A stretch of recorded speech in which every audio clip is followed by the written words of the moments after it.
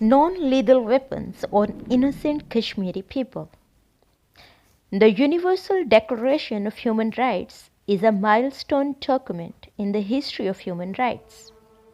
Drafted by representatives with different legal and cultural backgrounds from all regions of the world. The Declaration was proclaimed by the United Nations General Assembly in Paris on 10th of December 1948. General Assembly Resolution 217A as a common standard of achievements for all peoples and all nations. It sets out for the first time fundamental human rights to be universally protected, and it has been translated into over 500 languages. Article 1 of this declaration narrates that all human beings are born free and equal in dignity and rights. They are endowed with reason and conscience and should act towards one another in a spirit of brotherhood. In 1948, when India launched her army in the most beautiful valley of Kashmir and occupied the valley, civilian natives of the valley started resistance against the cruel occupation. And when India realized that its army can never press the ambitious movement of the general public, Indian Prime Minister himself took the case to the United Nations. After deep observations of the United Nations officials and the whole civilized society of the world, the United Nations passed clear resolution to grant the Kashmiri people their basic human rights of self-determination. At the same time, for the fear of having international opinion turn against it, the Indian government quickly started to establish the Hindu community in the occupied valley to get an engineered majority of Hindu Kashmiri people and to minimize the existing Muslim Kashmiri majority.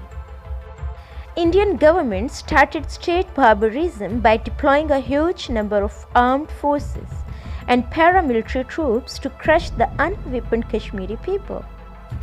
Since the day, the cruel Indian armed forces are carrying non-stop military operations and continuously humiliating the basic human rights in Kashmir against the population. Protests were met with shootings, lathi charges, beaten, the firing of tear gas, curfews, mass arrests, disappearances, and torture.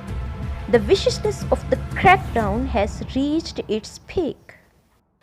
Additionally, Kashmir is one of the most heavily policed and militarized places in the world, with estimates of Indian security forces in the region at well over 800,000. The government of India refuses to release official numbers. It bears underlining that the population of Kashmir is approximately 5.5 million.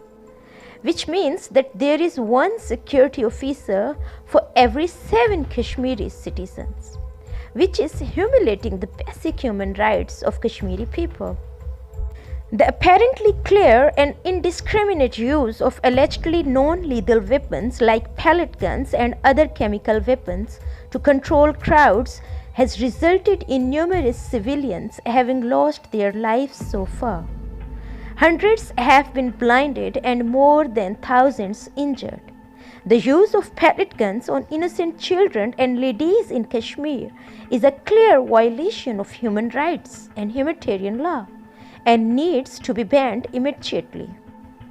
Use of these lethal mass destructive cartridges have caused extensive arbitrary deaths and grievous wounds. The use of such non-lethal weapons is not just careless but a war criminal act. Moreover, the indiscriminate and excessive force used by state forces in Kashmir has no parallel anywhere in the whole world as compared to be used by Indian armed forces in Kashmir.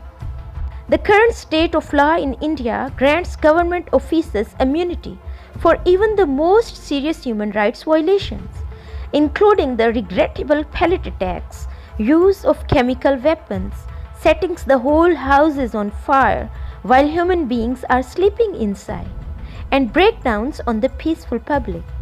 The civilized society must recognize human rights violations by the Indian barbarism in Kashmir.